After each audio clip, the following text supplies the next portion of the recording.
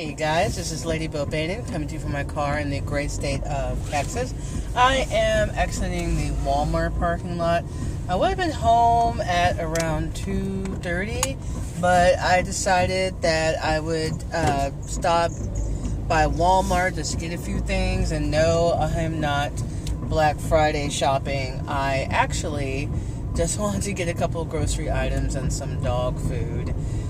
I don't know, the kids have been wanting muffins for a while, something different than what they've been eating, so I went ahead and I bought them some muffins, bought some more milk for cereal, and some pecan twirls for me.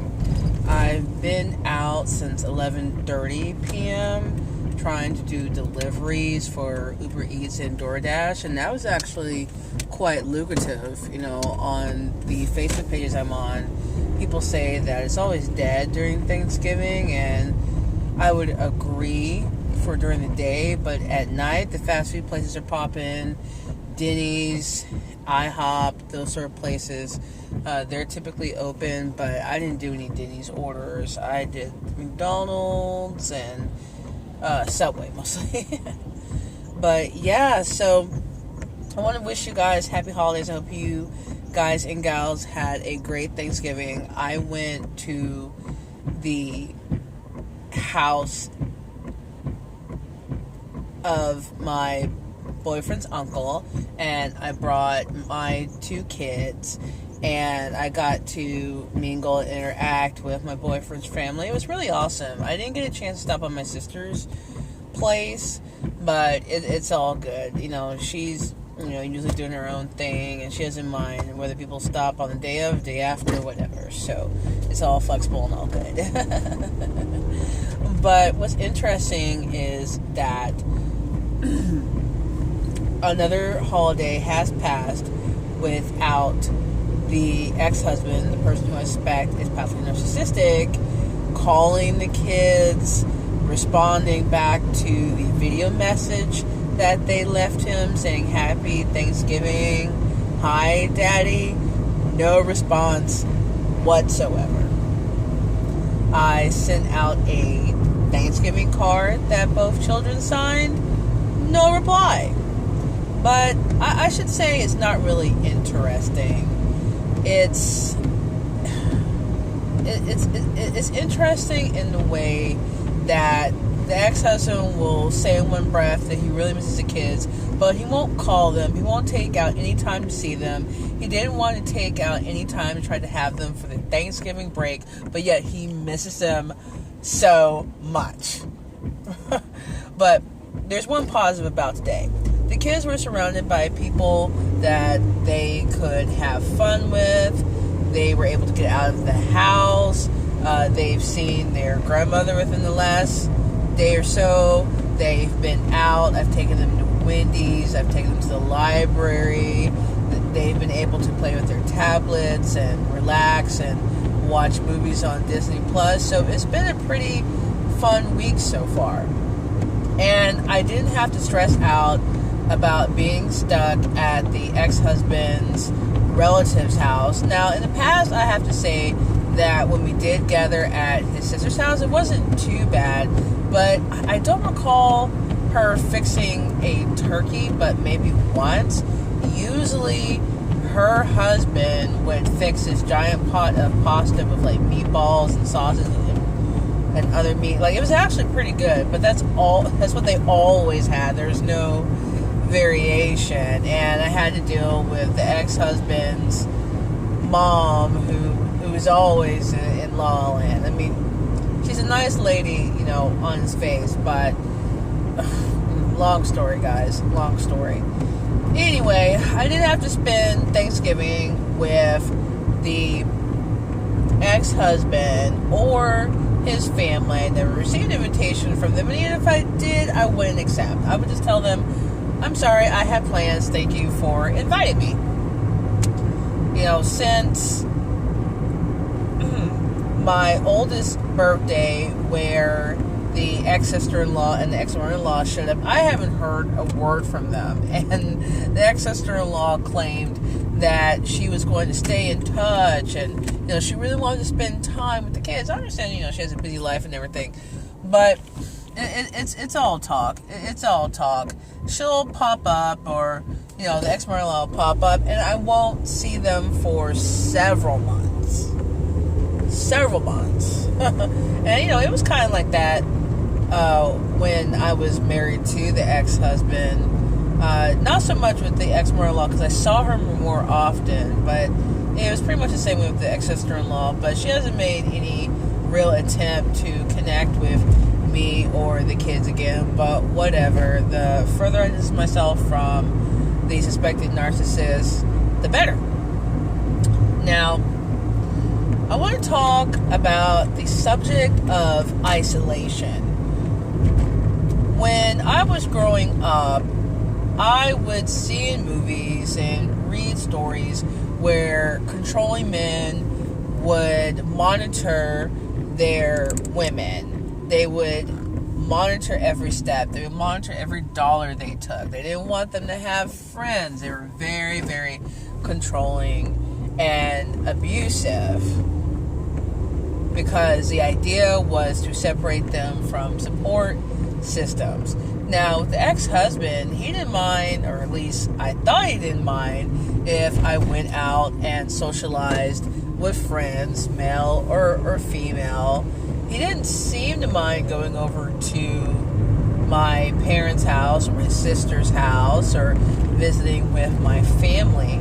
But he was very insistent that all holidays pretty much be spent with his side of the family. And it was only towards the end of my marriage to the now ex-husband that I spent more time with my family. And now I spend a whole lot more time. And it's very refreshing. And it's very good for my soul and my sanity to be around people that love me, understand me, and accept me for who I am, for the most part.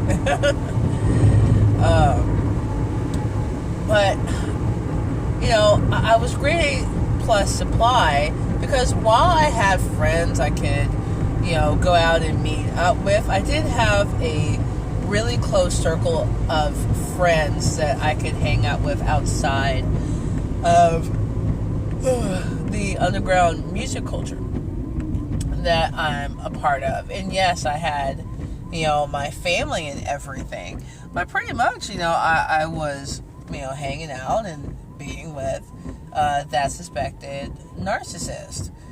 And he loved that. He loved the fact that, I felt attached to the hip. I wanted to do things with him and go out places and experience, different things with him.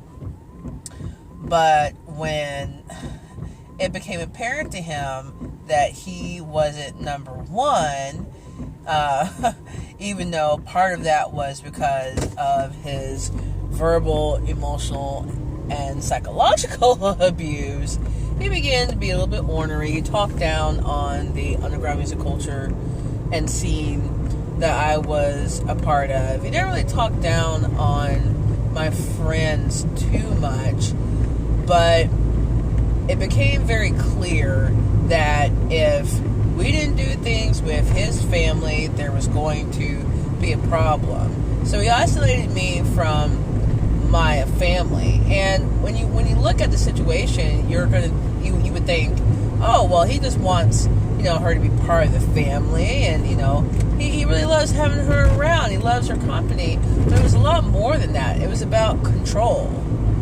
It was about maintaining an image, looking back, hindsight is 20/20. Now, with the new supply, I know her family is out of state, and there are a couple of states over. She does have a few friends in town, one of which is now about, I'd say, 20 minutes or so away from her, but she doesn't have a lot of really good friends around her. And again, she has no family. She just has an ex-husband, the suspected narcissist. She also does not drive. And last I heard, she claimed that she had gotten her license, or the process of getting her license, and they had a truck in the shop that she was going to drive, but again, from what I understand, she's not driving, so she completely depends on the suspected narcissist, the ex-husband, to live. She has no income of her own unless she hasn't, you know,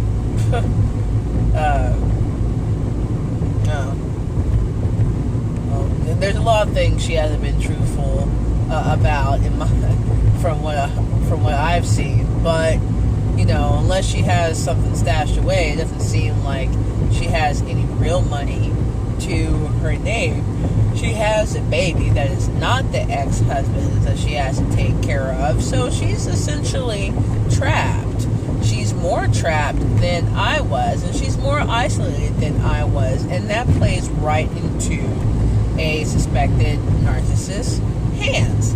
They want you to see them as the be-all, end-all. They want all your attention. They want all your love. They want all of you. You want yourself.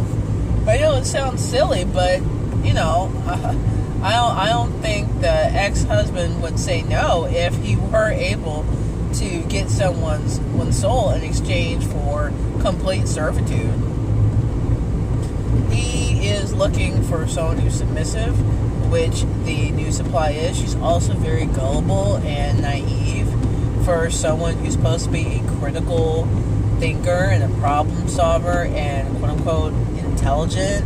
She supposedly graduated from college and she was in the military and everything, so I figured she would have a higher level of processing and cognitive functioning. I don't know. She just seems really dense about a lot of things that she shouldn't be, but I don't know. But I can say this based on my experience. I can't speak for all pathologically narcissistic people, but in my situation, the ex-husband definitely wanted me to play the role of someone who would keep his mask up, who would make him appear normal to his family, to make him seem like less of an F up because he got a good woman like me. And you know, I'll say it. Yeah, I'm tooting my own horn, but it's true. You know, I have flaws, I have things I have to work on, but I don't think I'm a bad person. Not at all. So I don't know what the new supply is going to do. I'm pretty sure the ex-husband is in the process of trying to triangulate her and I and him and pit us against each other. But she's chosen the wrong side many times before, and maybe she'll choose the wrong side again in the name of self-preservation. But if you ask me, she only has so many choices before her decision to stay with the ex-husband proves fatal. It's why I'm looking at all of my options to ensure the safety of my children and really of her. To be quite honest, I don't have to, but you know, I'm looking out for her. Sometimes we need a little push to see things from a different perspective and step outside the situation and really take a close look at it and ask ourselves, is this what I want out of life? Now I understand that I can't make any decisions for her. I can't make a certain outcome happen. I completely understand that. All I'm going to say is I have to do what I have to do, and the process, if the new supply has to face her fears, well, that's what has to happen. She's the one that wanted to board into the sinking ship that was the marriage between the ex-husband and I. So she's going to reap what she has sown. There you have it. Anyways, guys, I'm coming up on my house. I'm so tired. I had to go back into Walmart like two times. So the first time I left my wallet, my card purse, and then the second time I forgot my card. Oh, it was hilarious. But I'm home now, so if you like this video, go ahead and hit the thumbs up, subscribe to keep up with me, hit the bell to be notified of new videos. I'm gonna go ahead and put something up in the corners for you guys to check out in addition to this video. So thank you for joining me. I'll talk to you soon.